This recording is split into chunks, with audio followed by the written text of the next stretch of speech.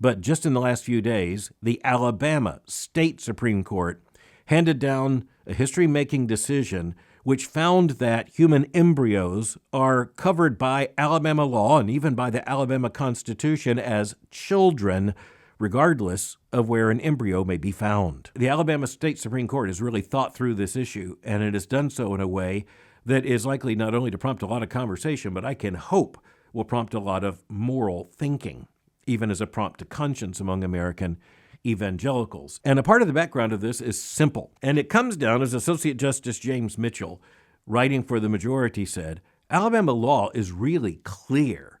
A child is a child before and after birth.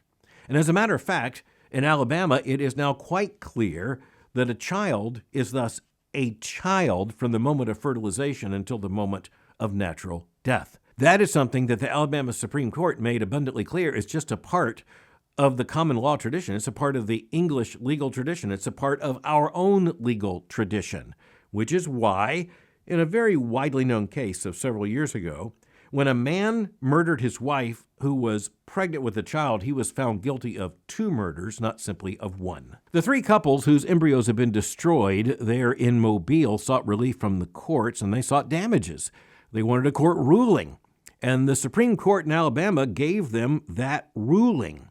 As a matter of fact, the language is extremely clear. In the majority opinion handed down by the court stated that unborn children are children, quote, without exception based on developmental stage, physical location, or any other ancillary characteristics, end quote. So this is fundamentally important, and this gets to a basic principle of Christian thinking and the Christian worldview, and that is the fact that when you're dealing with objective truth, that objective truth does not depend upon the context. It is objectively true that a human embryo is a human person, bearing human dignity, made in the image of God. And it doesn't matter at what stage of development that human embryo or later fetus or later baby or later old man might be.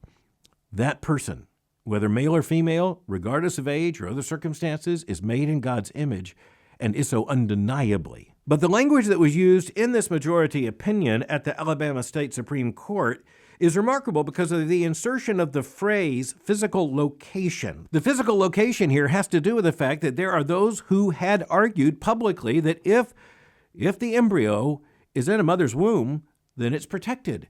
But if it's anywhere else, it's not. Nonsense, abject nonsense, said Alabama's Supreme Court.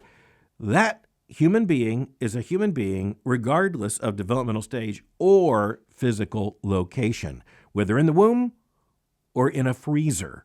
A human embryo is a human being. Period.